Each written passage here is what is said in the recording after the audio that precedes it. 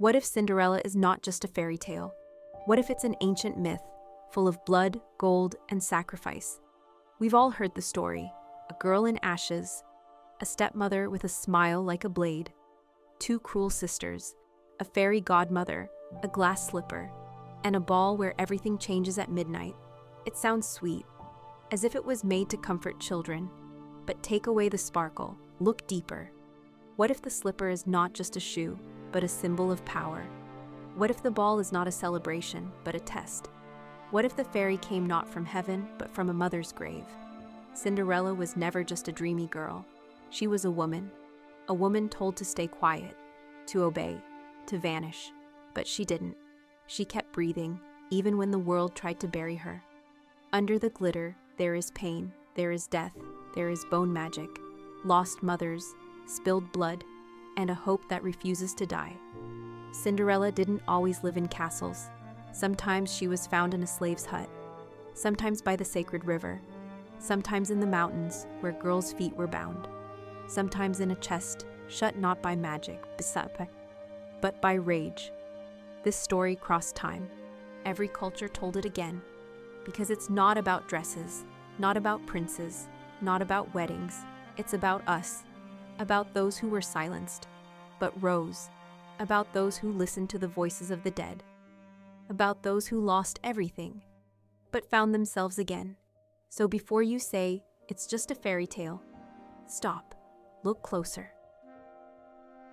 Cinderella is waiting, not for a prince, but for someone to finally see her. Not as a servant, not as a dream, but as a woman, with a past. Perrault, a fairy tale we only think we know. A glass slipper, a fairy with a wand, but nothing about what hides between the lines. France, late 17th century, Parisian salons are full of light, perfume, and the rustle of lace. Ladies sip hot chocolate from porcelain cups and read fairy tales aloud. Not childish stories, but elegant ones, with morals and charm, dressed in polite fantasy.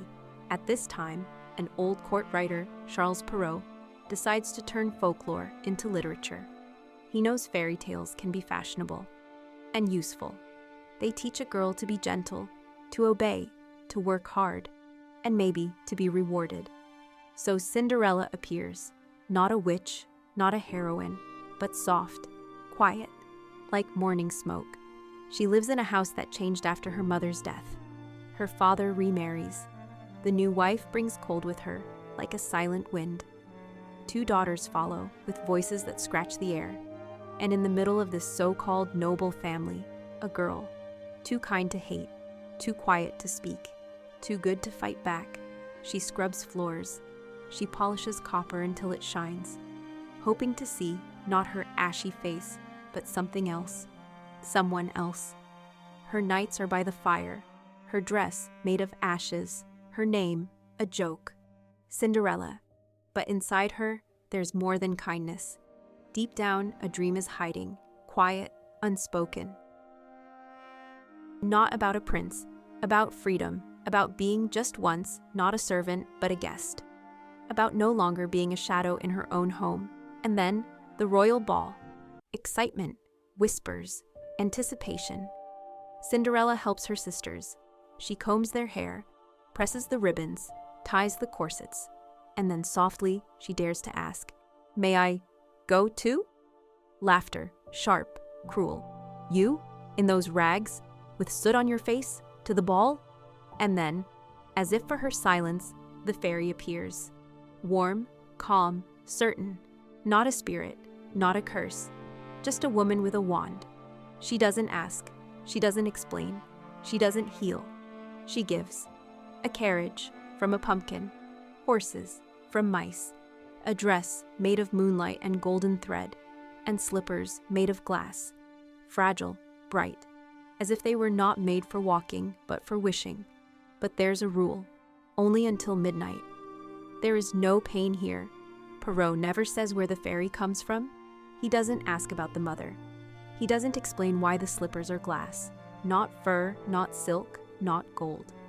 He doesn't say what it feels like to come home with swollen feet and empty hands. What happens if she's late by a minute? If the prince doesn't see her? If the father stays silent? He does something else. He writes a story that's pleasant to hear, where everything ends well, where obedience is rewarded, where the girl asks for nothing, fights for nothing, questions nothing. She just says, "Thank you," as if that's how it should be. But we know life isn't like that, and everything cut out of this shining version, that's the real Cinderella, the one they had to erase, to keep it proper, Egypt. The first lost slipper in history, Cinderella on the banks of the Nile, an eagle, a pharaoh, and a sign that could not be ignored. Before the fairy with a wand, before the glass slipper, before Perrault, the Grimms, and Walt Disney, there was her, Rhodopis, a story recorded by the Greek historian Strabo in the 1st century. But the legend is much older. Thousands of years ago, in the shadow of the pyramids, by the Nile's edge, a young Greek girl washed clothes. Not a princess, not a noble, a slave. With pale skin, soft eyes, and a foreign voice, Rhodopis was a stranger among locals, a Greek girl sold into Egypt, a thing, a servant, living far from home. She scrubbed, she stayed silent, she waited, not for a miracle, for warmth, for simple kindness. And then the sky shifted. An eagle appeared, high above, circling lower, closer, and like in a myth, it snatched her sandal, slender, delicate, finely made, and flew off. Where? To Memphis, to the pharaoh's lap. Now picture it. Egypt, the temple square, the ruler holding court under open sky before the people and the priests. And suddenly, from the heavens, a sandal falls. A woman's sandal, not plain, not local, but foreign, fragile, scented with something unfamiliar, not sand, not oil, not resin. The pharaoh picks it up, looks at it, says nothing. Then rises. This is no accident. This is a sign, because in Egypt the eagle is no mere bird. It is the messenger of Horus, the god of kingship, the one who shows the way, the one who binds earth to sky. An eagle does not bring objects. It delivers the will of the gods. The pharaoh gives the order, find the woman who wore this sandal. At once, a search begins, not for beauty, but for fate. The servants of the king follow the Nile, asking questions, measuring footprints. Who is she? The one whose touch left such a light, impossible mark on the earth. And then Rhodopis, found. Brought not to a ball, but to a palace. Not to a prince, but to the pharaoh. He looks at her, it knows. Yes, it is her. A slave becomes a queen. A Greek girl, the wife of an Egyptian ruler. One moment, and her whole life changes. Not for love, not by reason, but by the will of the sky. It sounds like a miracle, but not a Western kind of miracle. This is intervention, recognition. The story of Rhodopis is not a fairy tale. It is a parable of what is meant to be, of how fate can lift you from the dust, if it has a reason. The pharaoh, the power, the eagle, the sandal. Every part is a symbol. A woman with no freedom becomes the chosen one, but not because a man desires her, because something higher decides. Her path is not finished. This is not about a ball. It's about a sign, a gesture from the heavens that cannot be denied, a choice made not by man, but by history itself. Cinderella from China. Where the fairy doesn't come, but a fish spirit does. A story of loss, hidden bones, and a power passed down through blood. Now we move to a place with a different rhythm, where women speak softly, and spirits speak louder. Ancient China, a land where magic doesn't sparkle. It lives in dust, in water, in bones, hidden beneath a bed. Here, she is called Ye Xian. Her story begins, like many others, with a loss. Her mother dies. The father, as often happens, marries again. And into the house comes a woman with cold eyes, and a daughter with no kindness in her. Yi Jian becomes a servant. She doesn't protest. She doesn't cry out loud. She just washes, scrubs, cleans, quietly, day after day, as if she's not even alive. But one day, a miracle. In the river, she finds a golden fish. A real one not a fairy tale, not imagined, a living creature with scales like hammered light. Yi Jian comes to her, feeds her, talks to her, shares her thoughts. This fish is more than a being. It's her secret world, her only tenderness, the shadow of a mother, the feeling of love, without having to ask for it. And in this silent bond between the girl and the river's creature, something sacred is born. But the stepmother sees it, watches, senses it.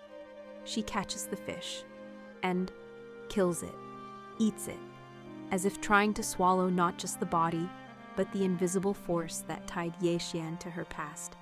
That's how love is treated here, destroyed if it doesn't follow the rules.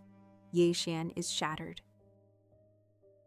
But that night, she dreams of her mother, or a spirit, or maybe the river itself, a voice that says, "Do not cry, gather the bones, hide them beneath the corners of your bed.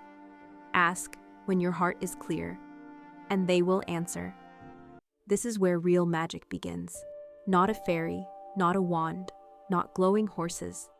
Magic is not a dress, not a rescue. It's a bond, an ancient reverence for ancestors, a belief that bones are not dead, that inside them lives the strength of the bloodline. Yi Xian gathers the bones. She washes them, hides them, whispers to them when no one can hear. And from that day, everything changes. The bones help her, not for beauty, but for loyalty, for patience. They ease her work. They bring her food. They protect her sleep. And one day, they give her a dress, soft as silk, shimmering like the sea, and shoes, small and golden, not for show, but as a sign you are not a slave. Yi Jian goes to the festival, and those who saw only ashes no longer know who she is. She dances, she smiles, she watches the fire, and for the first time in years, she lives. But joy is brief. Her stepsister sees her, screams. Ye Jian runs. One shoe is lost. And again, not magic, but fate. A passing villager finds the slipper. It moves from hand to hand until it reaches the king. He holds it, looks at it, and says, "The one who fits this will be my wife." But unlike the Western tale, Ye Xian does not wait. She does not pose. She comes forward. She speaks. She tells her story. And her voice, strong, steady, sounds like truth. Do you feel the difference? Here, Cinderella is not an object to be saved. She is an heir to tradition, a woman who carries the memory of blood and the power of the earth. Here, magic is not a trick, but sacred knowledge, not a gift, but a response to inner loyalty. Here, a woman's fate is not a prince's whim, but a path to strength earned through pain, the Grimms, where a slipper costs blood. A story where magic doesn't save, it tests. Forget the glass slippers, the pumpkin carriage, the kind fairy, the German Cinderella, written down by the Brothers Grimm in the 19th century, is nothing like that. It's darker, earthy, real. Not a tale of wonder, but of survival, of grief, of a mother, of justice that smells like blood. Her mother dies, but she doesn't leave. Before death, she tells her daughter, "Be good and humble, and I will always be near." After the funeral, the girl plants a hazel tree on her grave, a small tree, a symbol of memory. She doesn't water it with water, but with tears, and the tree grows, tall, strong. Its roots in the earth, where the mother lies. Its crown in the sky, where her soul might be. Every day Cinderella comes there.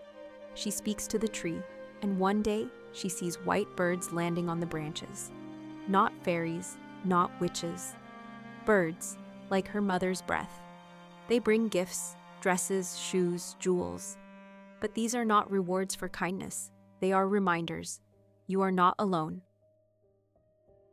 And your power lies not in magic, but in memory. In this world, there is no easy magic. Here, miracles demand a price. Kindness is not a halo, it's a test. When the palace announces a ball, Cinderella asks if she can go. The stepmother laughs. "If you want to go, pick all the lentils from the ashes. In 1 hour. Do that, and you may go. It's not a task, it's a punishment. But Cinderella kneels down. She whispers. And then birds descend from the sky. Small, gray, sharp-beaked. They help her, fast, silent. When the last grain is sorted, Cinderella lifts her head and smiles for the first time. She did it. But the stepmother only hisses, "You're not going," so she returns to the tree. "Mother, help me." The birds come down from the branches. They bring a dress of gold and silver, and shoes, not glass, but real gold. Heavy, warm, real. At the ball, no one knows her, not even her father. The prince sees her, and it's like he sees light. He dances with her, but when she disappears, he is left with only one trace, the golden slipper, and the hunt begins. Here it is, the scene they never show to children. Girls are brought to the palace. The prince commands them to try on the slipper. The first sister, proud, stubborn, tries to force her foot in. It won't fit. The stepmother leans in. "Cut off your toe. You'll be queen anyway," and she does. The slipper goes on, blood spills. She walks, smiling, limping, silent. Until the birds in the tree cry out, "There's blood in the shoe. The foot is wrong. The true bride is still in the ashes." The prince looks down, sees the red trail. He turns back. The second sister tries. The shoe won't fit. "Cut off your heel," whispers the stepmother. "For the throne, for the crown, for revenge." And she cuts. And again the birds cry, "There's blood in the shoe. The foot is wrong." Then it's Cinderella's turn. She puts on the slipper. It slides on perfectly. No blood, no pain, no forcing. The birds begin to sing. The prince recognizes her. But the song they sing is not joy. It's a warning. At the wedding, the last thing happens. The birds return. They land on the sisters' shoulders, and they peck out their eyes. It's horrifying. It's symbolic. It's justice. Because in the world of the Brothers Grimm, goodness is never toothless. It punishes, it protects, it restores balance. Here, the spirit of the mother doesn't stroke a cheek. It judges. It does not forgive when evil is done knowingly. And maybe that's why this story lives so long. Because it holds not miracle, but truth. Not kindness, but justice. The Grimm Cinderella is not a meek orphan. She is the daughter of a woman who taught her, sometimes to become pure, you must walk through blood. Sandals, blood, and crowns. A fairy tale where Cinderella kills and feels no regret. If you thought Cinderella was always a sweet victim with a kind heart, it's time to go to Naples. Not to a royal ball, but to an old library that smells like dust, leather, and time. There, in the early 17th century, Giambattista Basile writes a tale that's nothing like a gentle fable. The girl's name is Zezola, and she doesn't wait for rescue. She takes it in her own hands. Her life begins like many others. A mother dies. A father remarries. The stepmother is cruel, cold, bitter. Zezola suffers, quietly, until she doesn't. In this version, there's no fairy. There's a mentor, a woman with sharp eyes. She doesn't offer a pumpkin. She offers a plan. Direct, final. Together, they prepare it. They lure the stepmother to a chest, to look for jewelry. Zezola stands beside her. The mentor whispers, "Now." Zezola slams the lid shut. Not out of fear, out of choice. The stepmother dies. And the father, blind or unwilling, marries the very woman who helped. The mentor becomes the new wife. Zezola thinks, it's over, the nightmare is done. But the story is just beginning. The new stepmother brings 6 daughters. They smile, at first. Then the space begins to shrink. Zezola is pushed back, to the laundry, the kitchen, the ashes. Everything repeats. But now the pain cuts deeper, because once she chose power and still lost. In this tale, magic is not rescue. It's a response. Zezola receives a gift, not a dress, not a ring, a date tree. It grows, tall, graceful, its leaves whisper like voices. And inside it lives, not a fairy, but something else, a spirit, a force. The echo of that same strength Zezola once dared to show. This fairy doesn't appear on her own. She must be grown. When the palace holds a series of feasts, Zazola doesn't beg. She walks to the tree. She whispers. The spirit listens. She sends dresses, and Naples stops to stare.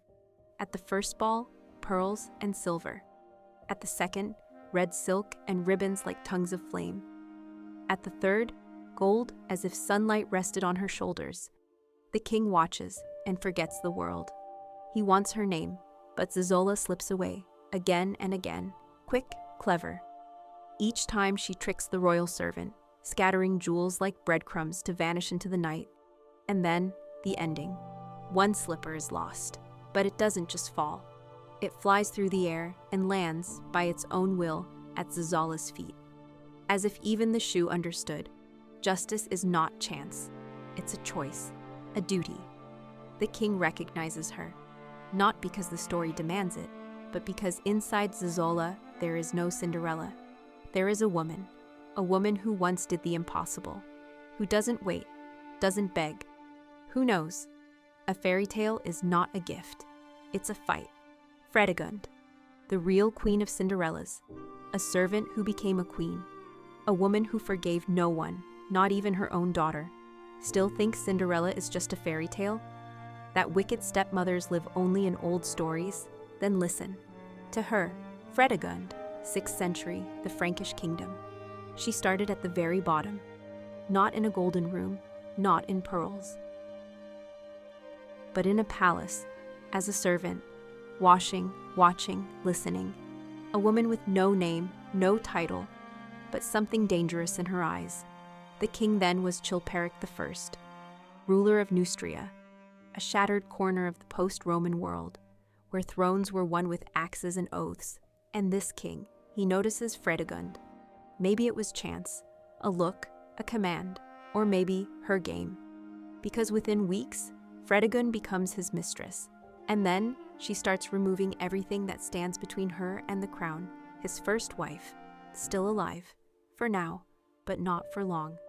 Chilperic marries again, a princess from the Visigoths, Galsvintha, beautiful, high-born, sister to Queen Brunhild. She brings wealth, status, and danger. Galsvintha senses something. She demands he give up Fredegund, or divorce her. Days later, Galsvintha is found dead, strangled, in her bed. Exactly 1 week later, Fredegund marries Chilperic, puts on the crown, becomes queen. But this is only the beginning. She gives birth to a son, the future heir, and it seems that now she has everything. A throne, power, a lawful crown. But Fredegund has no peace, no safety, no trust. When her own daughter, Rigunth, dares to say, I want to rule this palace too. I want more than you, mother. Fredegund does not smile. She does not guide. She does not forgive. She lures her daughter into the treasury, opens a chest of jewels. Lean in, she whispers. Choose a pair of earrings. And as Rigunth bends down, Fredegund grabs the lid, with force, with intention. She tries to slam it shut, like in the story of Zazola. But here, it is not a symbol. It is mother and daughter, blood and wood. Did Rigunth survive? History doesn't say, but everything that follows is no longer chance. Fredegund leaves a trail, not footprints on marble, but poison in cups, not birds above trees, but blades in the dark. She arranges assassinations, sends killers, tracks down Brunhild, Galsvintha's sister, for decades. They fight, through men, through sons, through crowns. Fredegund dies a queen, but not a saint. And maybe she is the first stepmother people whispered about. Not in fairy tales, but in real life. Because she was all of it. A servant who took the throne. A mother who wanted power more than love. A woman people killed for, and who killed with her own hands. Still thinks Cinderella isn't real? Sometimes she takes off the slipper and puts on the crown, then slips off a ring to dip it in poison, a mother who never leaves. In fairy tales, they replace her with a fairy godmother, but she always returns. Through tears, through trees, through bones, through silence. In every version of this story, From Egypt to China, from Germany to Italy, something strange appears, repeating, unchanging, the mother. She always dies at the start, but she never truly disappears. Yes, Cinderella is an orphan, but she is not alone. Around her, something more than emptiness, something that breathes, that watches, that protects, not always seen, but always felt. In Yexian's tale, it is a golden fish, silent, magical, feeding on crumbs and memories, and later, her bones, hidden beneath the bed, like a heart buried under the floor. They become the source of magic, not because they grant wishes, but because inside them lives the spirit of the mother, guarding, waiting, bound by love. In the German version, it's a tree, a hazel branch. Cinderella plants it on her mother's grave, waters it with tears, day after day, and from that sorrow grows protection. The tree becomes a gate.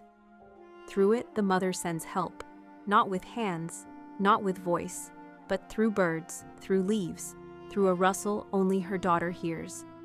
In Zazola's story, from Italy, it is a palm tree. It grows from a gift brought from Sardinia, but its roots are pain, grief, blood, the memory of a death chosen in the name of justice. And from this tree, a fairy appears, or a spirit, or something older, the echo of a woman's voice passed down through generations, whispering, "I'm still here." Now look at Perrault's version, there, a fairy godmother, sweet, smiling, magical. She seems to come from nowhere. She helps without asking, but if you look closer, she speaks like a mother. She watches like a mother. She gives gently, but warns, only until midnight. She doesn't demand, she accompanies. She's not just a fairy, she is the archetype, the missing mother wearing another name, because Perrault wrote for courtly women, in a time when speaking of the soul was out of fashion, so the mother had to be renamed. But she stayed. This is not a metaphor. This is a cult. In ancient China, people kept the bones of their ancestors under the bed, not from fear, but from love. So the spirit of the family stayed near. So even in sleep, a child would know they are protected. In Europe, they planted trees on graves and believed the soul of the dead would live in the trunk, that the tree would become a bridge between the living and the dead. To cut down such a tree was to commit a crime, like killing a parent a second time. In Balkan mythology, hazel branches were used for prophecy. In Scandinavia, the tree was the sacred body of the world. In pagan Germany, the home of ancestral spirits. These symbols are not accidents. They entered the fairy tales, they stayed there, hidden in the shape of helpers. This is how motherhood became magic, and pain became power. When help appears in a fairy tale, you must understand. It is not a trick. It is not magic. It is memory. The memory of a woman who died but stayed. To protect, to remind, to give her daughter what she never received herself. And maybe that's why these stories survive the centuries. Because in them, the mother never dies. She only changes form. And the slipper, it's not about fashion.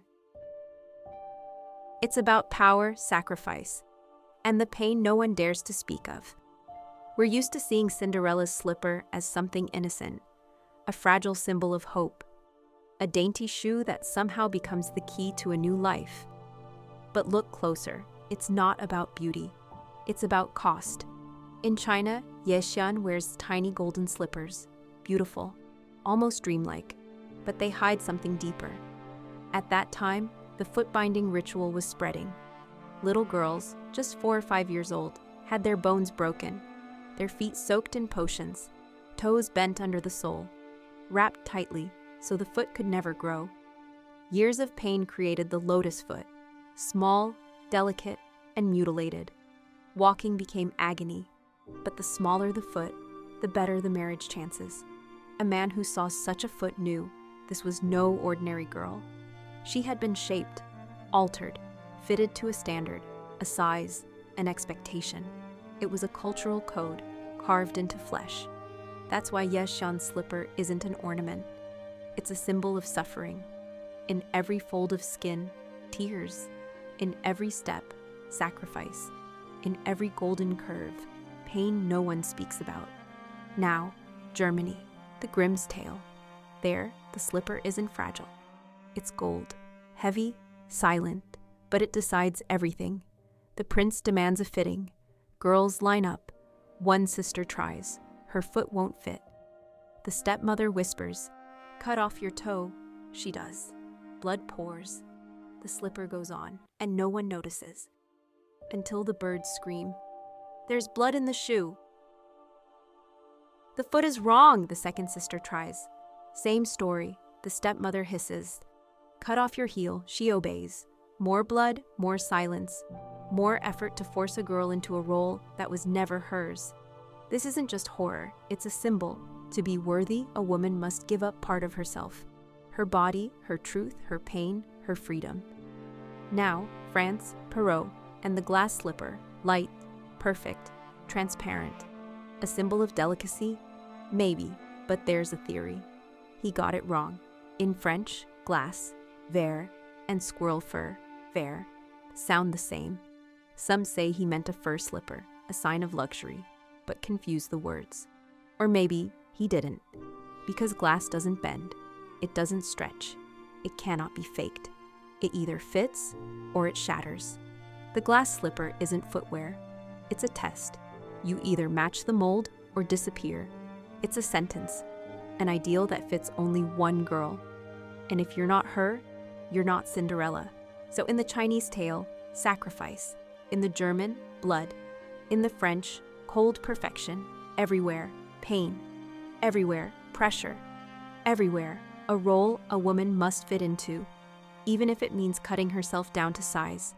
The slipper is not about fashion.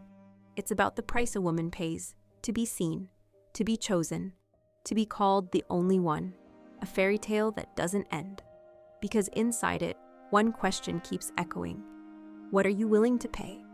We've been taught that Cinderella ends with a wedding, a white dress, a kiss, happiness. That after happily ever after, there's nothing more. But the truth is, this tale doesn't end. It changes shape, it changes time, it changes masks. Because at its heart, there is no carriage, no ball. There is pain. The kind you remember even when you don't know how to speak it. The kind hidden in the rustle of pages, in the ashes by the fire, in the heavy glance of a stepmother, in the tears of a girl who has no mother anymore. Today, Cinderella is a brand, a logo, a doll in a shop window, a cartoon in bright colors, glitter, sparkles, a music box. But if you brush the glitter away, if you go deeper, under the ashes, there's something else. It's not about dresses. It's not about princes. It's about the price, the choice. About a woman who was once a girl. About someone who scrubbed floors and then made decisions. Why did she suffer? What was she silent for? Why did she forgive? Or did she? The tale tells us to get what you want, be kind, be patient, wait. But the old story, the one before Perrault, before Disney, says something else. It whispers, if you want joy, walk through loss, through darkness, through cruelty, loneliness, envy, through lies, through weakness, through blood, through night. There are no easy answers, only choices, no promise of rescue, only the path. And that is the truth. Because life is not a ball, and if it is, you arrive tired, with ash in your hair, with cracks in your soul, with hands that have scrubbed too many floors. And if you're lucky, the slipper fits. And if not, you walk on, barefoot. That's why Cinderella stays with us. Not for the prince, but for her strength. Not for the magic, but for the pain she endured and survived. Not for the ending, but because every woman at some point has stood at the same crossroads, to stay silent or scream, to wait or act, to surrender or risk everything. Cinderella is not a story about a girl who got lucky. It's a story about you, about us, about how even in ashes, you can keep your dignity, and even after midnight, you can still be yourself. Because sometimes a fairy tale doesn't save. Sometimes it tests you. Sometimes it waits until you become someone who no longer needs saving.